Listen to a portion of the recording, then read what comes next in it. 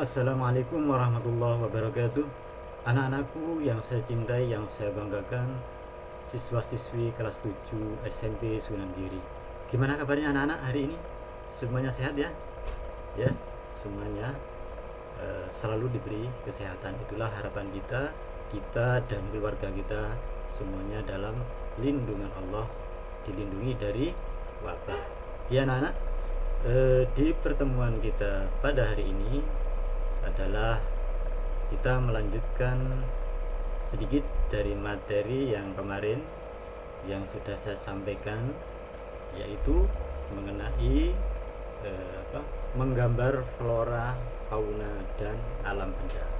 Coba diingat-ingat lagi anak-anak, apa itu menggambar flora, apa itu menggambar fauna dan alam benda.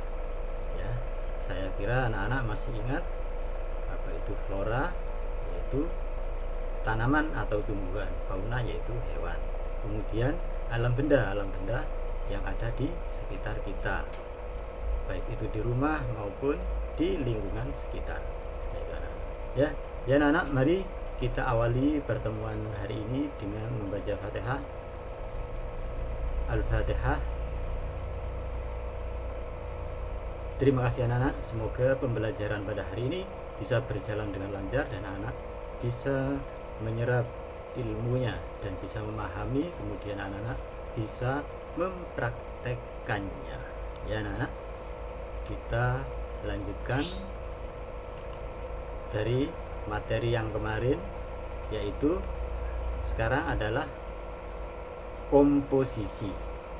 Jadi anak-anak pastikan membaca LKS ya, dan buku paketnya disimak di situ ya. Komposisi yaitu susunan keseluruhan dari objek atau benda yang digambar dengan bidang gambar. Nah, kemudian komposisi atau tata susunan merupakan cara kita untuk menyusun dan mengatur objek gambar yang digunakan sebagai model gambar sehingga hasil gambar tampak menarik.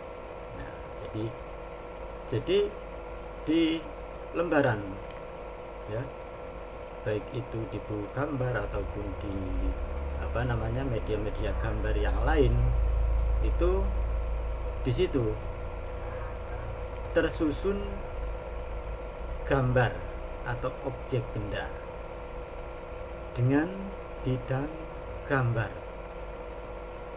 Nah, di situ adalah menyangkut keseluruhan objek gambar. Ya, nanti ada contoh-contoh dari komposisi gambar ya. Kemudian komposisi atau tata susunan merupakan cara kita untuk menyusun dan mengatur gambar yang digunakan sebagai model gambar. Nah, jadi anak-anak, dalam komposisi ini adalah cara untuk menyusun gambar supaya gambar itu terlihat seimbang, kemudian dilihat orang ataupun dipandang kita, yang membuatnya itu menarik karena seimbang, ada sisi kanan, sisi kiri, atas, bawah. Kemudian sehingga hasil gambar tampak menarik dan indah. Setelah komposisinya bagus, maka gambar tersebut akan tampak menarik dan indah. Kemudian ada beberapa jenis komposisi dalam menggambar. Di antaranya adalah komposisi simetris, komposisi asimetris, dan komposisi sentral. Jadi komposisi simetris itu adalah komposisi yang seimbang, atas, bawah, kanan, dan kiri sama seimbang.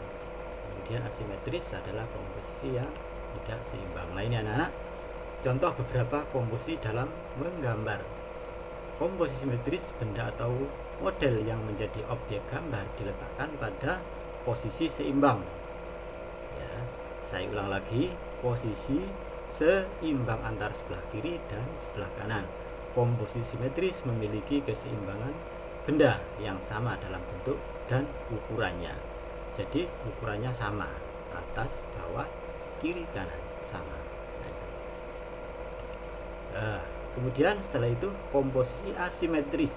Pada posisi asimetris, benda diletakkan dalam posisi tidak sama baik dalam posisi maupun ukurannya. Namun demikian, dalam komposisi asimetris tetap memperhatikan proporsi, keseimbangan, dan kesatuan antar benda atau objek. Proporsi anak-anak saya perjelas sedikit. Nah, proporsi ini adalah ukuran benda itu. Benda ada yang besar, ada yang kecil. Jadi meskipun ini ukurannya beda, tapi tetap ada keseimbangan. Yang kanan besar, terus yang ini, yang kiri itu ada yang sedang, kecil, tapi bila ditimbang itu sama, seimbang. Nah, itu. Kemudian saya lanjutkan, komposisi sentral. Jadi pusat perhatian benda atau objek model gambar terletak di tengah-tengah bidang gambar ini.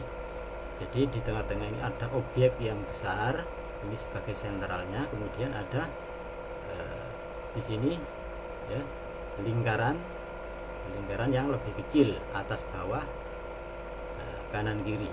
Nah, penempatan model diatur sesuai dengan proporsi bentuk model dan diatur seimbang. Selain itu, penempatan benda memiliki kesatuan antar benda. Nah, ini anak-anak. Jadi itu anak-anak. Jadi beberapa macam komposisi pada pertemuan hari ini kita bahas. Anak-anak bisa mempelajari pada buku LKS maupun buku paket. Nah, anak-anak, dari pertemuan singkat ini Pak Zumi bertujuan anak-anak bisa mempelajari sendiri, dan di samping juga pada hari ini diadakan ulangan harian. Ulangan harian ini sifatnya adalah sama sebenarnya dengan materi pembelajaran yang kemarin, yaitu anak-anak mengisi token dan mengisi pada soal. Kalau kemarin pilihan ganda, sekarang adalah uraian. Nah, ini dikerjakan betul-betul anak-anak. Silakan kalian melihat buku LKS maupun buku paketnya, ya, yaitu. Jadi untuk hari ini adalah ulangan harian, ya. Kemudian anak-anak, untuk tugas prakteknya anak-anak bisa mempelajari lebih lanjut nanti yang saya kirimkan. Jadi medianya apa, kemudian alat-alatnya apa, kemudian dikerjakan mulai pada saat tugas di saya perintahkan. Jadi mulai hari ini hingga sebelum pertemuan minggu depan. Jadi sama seperti pada praktek yang kemarin. Ya anak-anak, apabila nanti ada kurang jelasnya silakan bertanya. Ya, itu yang materi yang saya sampaikan pada hari ini. Saya ucapkan selamat bagi kalian, tetap semangat dan semangat. Assalamualaikum warahmatullahi wabarakatuh.